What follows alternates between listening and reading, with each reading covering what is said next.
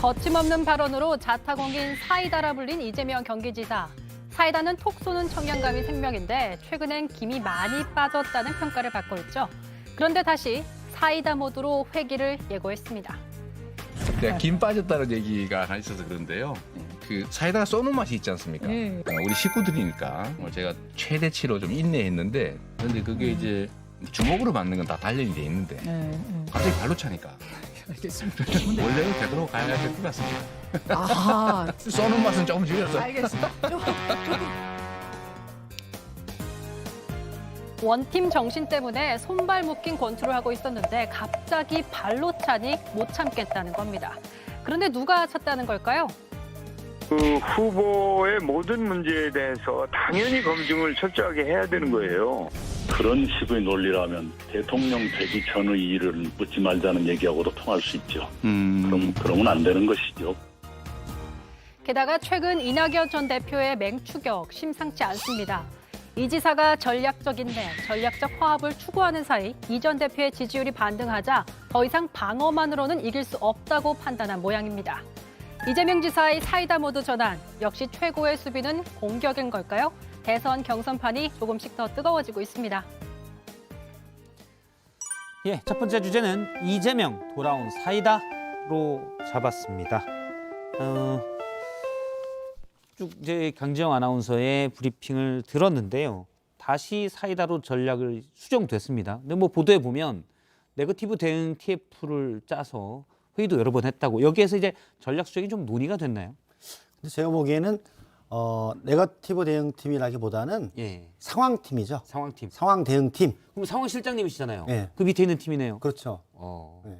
그 뭐냐면 뭐 단순하죠. 어디나 다 똑같이 있는 건데 네. 여러 가지 사안 중에 객관적인 사실에 의한 검증이나 정책적인 경쟁은 대단히 추천하고 찬양하지만 그렇지 않은 사실이 아닌 것을 가지고 맡아도거나 유언별로 유포하거나 허위사실 유포하는 것에 대해서는 단호하게 대응했다. 그런 부분이고, 그래서 사이다라고 하는 부분이 이제 이재명 그 지사의 트레이드 마크였는데 그동안 약간 전략적 인내 시간을 가졌는데 1대 8로 싸우다 보니까 너무 많이 맞아가지고 이거 어떻게 할까에 대한 판단에서 예전에 강한 톡 쏘는 사이다에서 적절한 사이다와 시원한 해장국으로 투체력을 한번 가보자, 그런 얘기가 있어서 아마 적절하게 해서 그 원팀의 기조를 유지하면서 이재명의 칼라와 트레이드 마크를 유지해 나가는 그런 가운데 경선을 해나가겠다, 그런 차원에서 했고요. 네거티브는 사실 그에 대하면 뭐 작은 부분 여러 가지 관련해서 많은 부분이 있는데 잘못된 부분에 관해서 수정하고 발언을 해주겠다, 그런 취지였습니다. 아니, 상황실장으로서 김 빠진 사이다 되도록 역할을 제대로 못한 거 아니에요? 이거 상황실장이면 김 안 빠지도록 아직 잘 관리했어야 제가 되네. 보기에는 이제 원래 이게 오르락내락 하거든요. 그래서 적절한 사이다를 유지하자. 왜냐하면 너무 쏘니까 그것이 너무 톡 쏘면 안 된다. 남에게 여러 가지의 이게 반향이, 그래서 적절하게 유지하자고 했는데 그런 부분들이 너무 좀 유하지 않았나라는 부분이 있었죠. 그러니까 원팀이라는 기조하에 너무 강하게 하지 말자. 본선에 가서 우리가 이겨야 되는데, 국민의힘하고서 이겨야 되는데 우리끼리 자폭하면 되겠는가, 그런 얘기들이 많이 좀 있었죠. 상황실장이 김을 뺐다고요. 원래 이재명 지사는 지사의 아주 대단한 인파이트예요. 싸움꾼이에요. 예. 그거로 이 주목을 받았잖아요. 그리고 아주 변방에 있었잖아요. 근데 저 변방에서 중심부로 들어오는 게 굉장히 어렵다고요. 이 페리페리에서 코어로 들어올 수 있는 게 예. 아무나 못 들어오잖아요. 근데 거기에는 야성이 있었고 전투력이 있었고 아주 뛰어난 인파이터인데, 이분이 어느 날 갑자기 부자 몸조심하듯. 그렇죠. 부자는 사실 또 조심해야 되잖아요. 근데. 그렇습니다. 이 소금이 맛을 잃어버리니까 간을 못 내잖아요. 음식 맛이 안 나잖아요. 그래서 이재명다운 거 다 잃어버렸어요. 이번에 보니까 오히려 실수를 많이 했는데, 아마 그래서 제가 봤을 때는 우리 김영진 상황실장님이 회의를 많이 하셨을 것 같아요. 예. 네, 그래가지고 한번 했습니다. 한 번 했어요? 그럼 많이 했는데 한 번 했다고 그런가? 크게 한번. 이게 저도 옆에서 우리가 이게 방어만 해서, 그러니까 손을 묶은 채로 권투만 해서는 안 되겠다. 저쪽에서는 발로 차는데 전략을 바꾸자. 이게 이제 실장님이나 이 캠프 아이디어입니까? 아니면 제가 볼 때는 이재명 지사가 먼저 나 못 참겠다 이거 이렇게 나왔을 수도 있을 것 같고요. 그러지는 않고요. 네. 뭐 이재명 지사도 느꼈고 캠프도 적절하게 대응하는 게 느꼈고. 필요하다. 예. 그래서 사실은 그 선한 대응에 또 선한 대응이 오는 이런 상황은 아니기 때문에 그런 부분에 관한 적절한 이제 대응이 필요한 시기가 됐다라는 부분이고 또 1등 후보로서의 또 그런 것도 있죠. 맏형으로서 너무 자잘한 것에 다 대응하게 되다 보면 좀 자라 보이잖아요. 그런 면에 있어서 좀 넓고 크게 통 크게 한번 가보고 의견을 수용해 보자 이렇게 했는데 좀 그 대응 자체가 정책 경쟁이나 실제적인 그 도덕성 검증이나 이렇게 좀 구체적인 게 됐으면 좋았는데 그렇지 않은 다른 좀 사변적인 얘기들이 많이 오면서 국민들 보기에도 좀 눈살이 띠뿌리지 않았나 그런 생각이 들어요. 그래서 그거는 좀 조정할 필요가 있다 그런 생각이 있었던 것 같아요. 사실 전략적 인내를 얘기를 하는데 이재명 지사께서 다른 주자들로부터 공격받아야 될 요소들이 너무 많아요. 예. 예를 들면요. 알고 저도 느낌이 오지만 정일정 의원님이 얘기를 해주시면 뭐 애인이었다는 분이 계속 쏘잖아요. 예. 그죠? 예, 애인이었다고 또 이제 주장하시는 분이 예, 이른바 이제 여배우 스캔들. 그렇습니다. 또 가족의 문제 계속 터지잖아요. 또 여러 가지 그 이외에도 여러 가지가 있는데 아무래도 지금 그 한 분과 8분 중에서 비교적 뭐 한 분 정도만 조력을 좀 했고 1대 다수로 싸우거나 2대 다수로 싸웠기 때문에 굉장히 어려웠을 거예요. 아마 그런 면에서 이 전략적 인내한 것이 과연 좋았겠는가. 저는 우리가 권투 시합에서 보면 공격을 받을 때 적절한 방어를 하려면 공격이 있어야 되잖아요. 저는 여기서 전략적 인내가 굉장히 실패했다고 생각을 해요. 뭐 여러 가지 했던 조언으로 듣고요. 저희들은 그동안의 인파이터의 모습에서 조금 더 좀 부드럽게 대하는 부드러운 이재명의 모습을 가지고 한번 나가보자 하는 이런 생각이 있었는데 거기에 대한 그 약점을 너무 세게 치고 들어오고 소금을 많이 뿌려서 좀 상처를 많이 받았습니다. 맛 잃지 말라고 제가 소금 드렸는데 우리 김 의원님이 굉장히 협상을 잘하시고 예. 또 온건 아주 비둘기파예요. 합리적이시죠, 김 그렇습니다. 의원이. 그래서 이제 상황실장을 하시다가 보니까 아마 비교적 합리적으로 하시려고 했었던 것 같아요. 그러다가 보니까 이재명 지사께서 그 타이밍을 놓친 것 같은데 이제 진짜 사이다로 돌아오셔가지고 한번 실력을 한번 발휘해 보시기 바랍니다. 혹시 일단 고맙습니다. 혹시 국민의힘에서 원하는 거 아닙니까? 지금 어떻게 보면 상대편인데 이쪽이 좋아요라고 안내하는 게 약간 이게 좋은 길인지 약간 이게 그 끝에 가면 안 좋은 길인지. 와라 이렇게. 저하고 워낙 친하니까. 친하니까. 그러니까 또 방송에 나와서 힘을 좀 보태드려야지. 네네네. 감사합니다. 그게 좋은 길인 건 맞다고 생각하시는 거죠? 확실히. 저는 본인의 색깔대로 싸워야지요. 그러니까 이제 인파이트로 세게 돌아섰는데 나중에 본선에 만일에 이제 대선 후보가 되고 본선 나왔는데 그분 성격이 그래서 안 된다. 또 그때 이렇게 말씀하시면. 근데 제가 볼 때는 이 이제 후보들 간의 경쟁이 치열하게 이루어지고 있는데 이 판단은 다 본인이 하는 거예요. 예. 옆에서 해주는 참모들의 역할이라는 게 한계가 있거든요. 본인이 싸우면서 정치적인 감각이나 아니면 경험 수치로 봐서 이거는 내가 해야 되겠다라고는 판단이 될 때 본인 스스로 하는 것이지 아무리 참모들이 얘기하는 것은 그저 조언일 뿐이고요.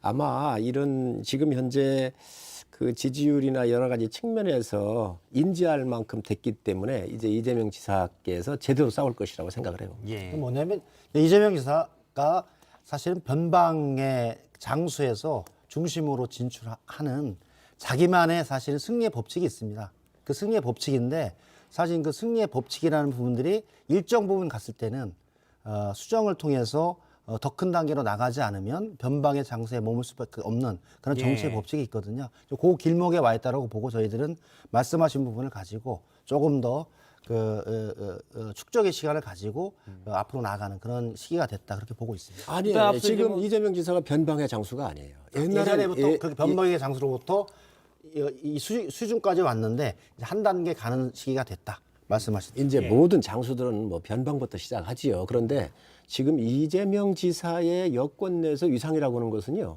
정말 슈퍼예요, 슈퍼. 그래서 의원 숫자도 제일 많잖아요.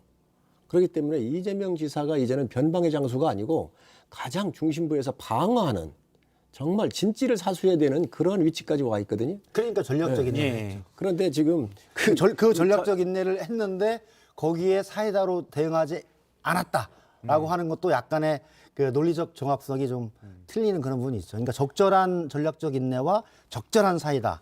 그것을 같이 지금 한번 이제 가보자. 적절한 사이다를 말씀하셨는데 너무 톡 쏘는 사이다는 아니고 그냥 탁 쏘는 정도. 탁 적절한. 정도. 적절한 사이다 없고 그냥 사이다니까 그냥 사이다를 근데 하세요. 요게 이제 요게 톡 쏘는지 그냥 탁 쏘는지 이재명 지사가 오늘 날렸던 그 사이다 한번 들어보도록 하겠습니다.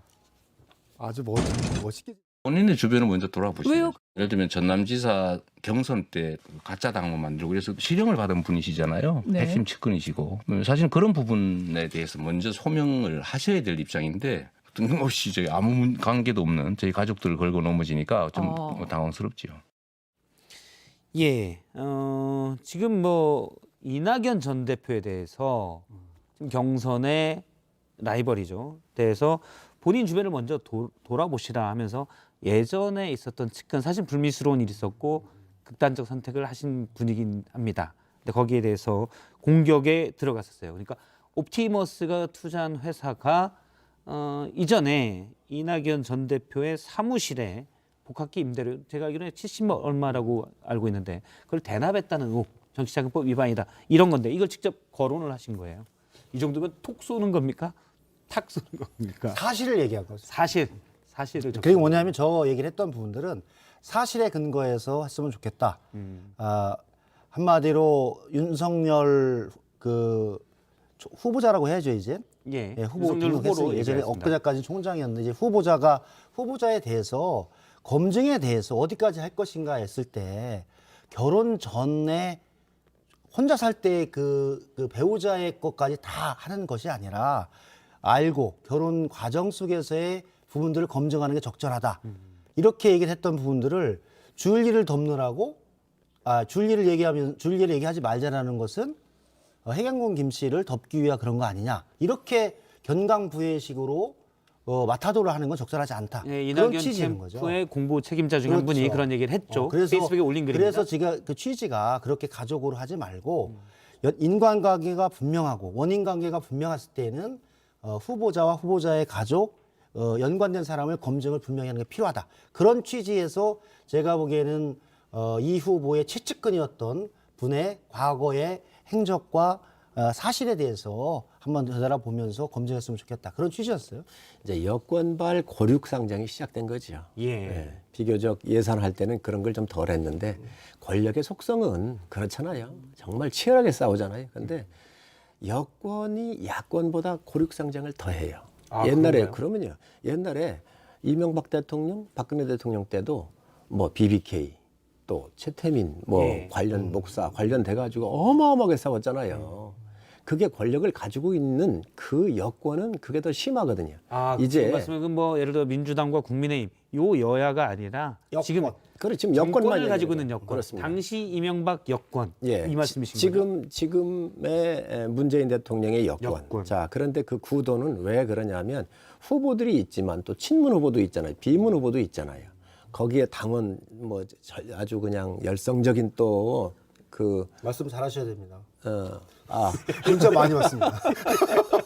열성적인 사람들이 또 있어가지고 이 힘의 역학관계가 아주 너무 복잡하게 있잖아요. 그래서 제가 봤을 때는 여권발 이제 권력상쟁의 시작이다. 지금까지는 좀 여러 가지 예선이었기 때문에 좀 느슨했을지 모르겠는데 앞으로 벌어질 여권 내에서의 이 힘의 역학관계에 의해서 각 후보들 간에 벌어질 이 싸움이 정말로 아마 그 극한적 상황들도 국민들께서 마주하게 될 것이라고 생각을 합니다. 저희는 그래서 송일정 의원님도 잘 아시는 것처럼 가장 강하게 했던 여권 내 검증과 싸움은 친이 친박이었어요. 제가 보기에도. 그래서 이제 우리가 이제 그렇게 될 것이라고 2007년 말씀하시는 경선 건 때. 그렇죠. 7년도 그렇고 그렇죠. 그런 상황인데 뭐 그런 우려가 반드시 없다라고 저는 확신하지는 않습니다. 그런데 그래서 이제 이재명 지사가 그렇게 가는 것은 좋지 않겠다라고 하는 측면으로 그런 문제에 관해서 예비 경선 기간에 일절 대응하지 않은 전략적 인내를 했는 사실은 그런 사건이 나오면서 적절한 대응이 필요하다라고 봤는데 선을 지킬 겁니다. 그래서 선을 지키는데 한번 지켜보시고 제가 보기에는 국민의힘도 조만간 그런 시기가 도래할 것이다. 장담합니다. 지금은 이제 여유가 있으세요, 즐겁게 지금. 보고 계시지만 여유가 있어요. 저 경선 준비위원이세요. 네. 심판이시구나. 정치에서 선이라는 게 거의 지켜지기가 어렵거든요. 이 선은 신사적으로 지킬 수밖에 없는데 권력의 속성이 그렇잖아요. 한 사람만 살아남는 거잖아요. 정글의 법칙이 작동되고 있는 것이잖아요. 그렇죠. 그렇기 맞아요. 때문에 이 부분은 아무리 뭐 신사 협정을 맺어도 소용이 없을 겁니다. 또 이 지지자들과 또 그 안에 있는 내부적 이 역학 관계에서 나오는 힘의 밸런스가 깨지는 일이기 때문에 저는 굉장히 심각할 것이라고 봅니다. 이게 뭐냐면 그 우리 송일정 의원님이 사실은 이 그 국민의힘의 비대위원을 역임하셨고 지금 국민의힘의 뇌예요, 뇌.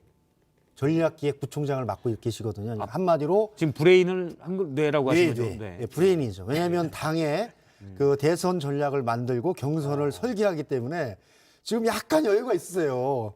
특정 후보에 아니라 특정 후보를 편들어서 하는 게 아니라 딱 그 당 전체를 관할하는 뇌의 역할을 하고 있기 때문에 예. 그러시는데 실제 한 편에 서게 되면 그게 상당히 어려운 거고 아마 의원님도 과거에 그런 경험이 있으실 것 같아요. 근데 아주 좀 여유 있으시죠. 예. 그거 하나만 짧게 요거는 이제 관조하는 입장에서 제가 성일정 의원님한테 물어볼게요. 아까 이제 선이 없다라고 하는데 그러면 이재명 지사는 사실 본인도 직접 한 얘기인데 인터뷰에서 친문 주류와는 약간 달랐다라고 얘기를 했는데 선이 점점 과격해지고 하다 보면은 확실히 이른바 친문과 비친문으로 나뉠 가능성이 앞으로 좀 크다고 보시나요? 이미 나눠져 있지요. 이미 뭐 치열하게 싸우고 있는데 그것을 높은 지지율이다가 보니까 본인이 좀 조심을 했던 것 같아요. 예. 그런데 그 스타일이 지금 안 먹히고 있잖아요. 오히려 추격을 지금 당하는 입장에서 굉장히 불안해할 거예요. 이제는 이재명 지사의 그 조급증까지도 나올 수 있을지 모르겠다. 그만큼 심각한 상황에 와 있다고 저는 보고 있거든요. 그래서 이게 쫓는 자보다는 쫓기는 자가 더 다급한 거 아니겠어요? 예. 그래서 이미 친문과 비문의 싸움은 시작이 됐는데 이제 친문이 승기를 잡아가겠다라고 생각을 하고 또 여러 그 합종 연행을 통해서 이재명 지사를 이길 수 있다고 생각한다고 한다면 어떤 전략들이 구사될지 모르지요. 그렇게 되면은 아마 신사적인 그런 이 선이라고 하는 것이 지켜질 수도 없고 예. 또 지키려고 하지도 않을 겁니다. 애초에 그렇게 그 뭐 협정을 맺은 것도 없겠지만 그냥 놔도 그런 이 정글이 그냥 작동될 거라고 봐요. 제가 그건 보기엔 뭐 이제 야당도 동일해요. 그렇죠. 그게 뭐냐면 근데 지금 상황은 이제 전략기획 부총장님이시니까 뭐 그렇게 친문과 비문으로 딱 그 강물을 두부 자르듯이 구분하고 싶으시겠지만 사실은 이재명 후보를 지지하는 사람들은 사실 상당히 다양합니다.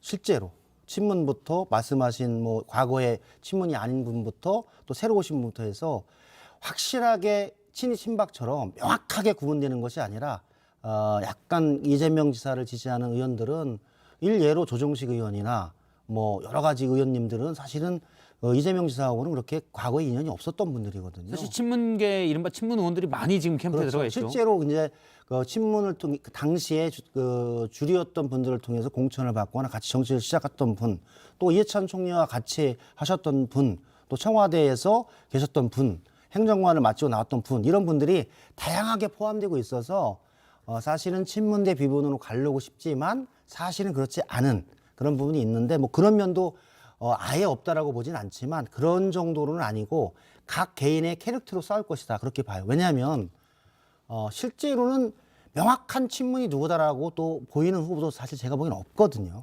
지금 많이 있는 후보들 중에서요. 후보들 중에 그 친문, 사실 뭐 이낙연 친문이라고 지사도 과거에 그런 거 아닙니까?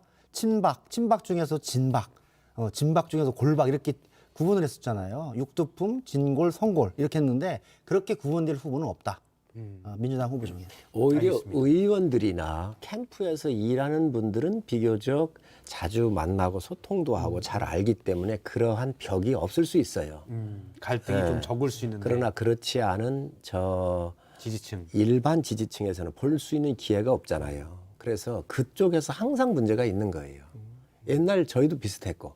그래서 지금도 뭐 이번에도 이 친문의 핵심 강성 지지층이 이재명 후보한테 오기는 굉장히 쉽지 않을 거로 봐요. 예. 그렇기 때문에 시간 갈수록 그런데 지금 친문이 좀 살아나는 이런 분위기가 있잖아요. 그런 면에서 보면 더 강하게 뭉칠 수 있죠. 알겠습니다. 어떤 상황이 올지 모르죠. 지금은 이제 계속 이재명 지사 얘기를 했는데 계속 이제 공격 맞았으니까 이제 윤석열 전 총장 얘기로 넘어가도록 하겠습니다.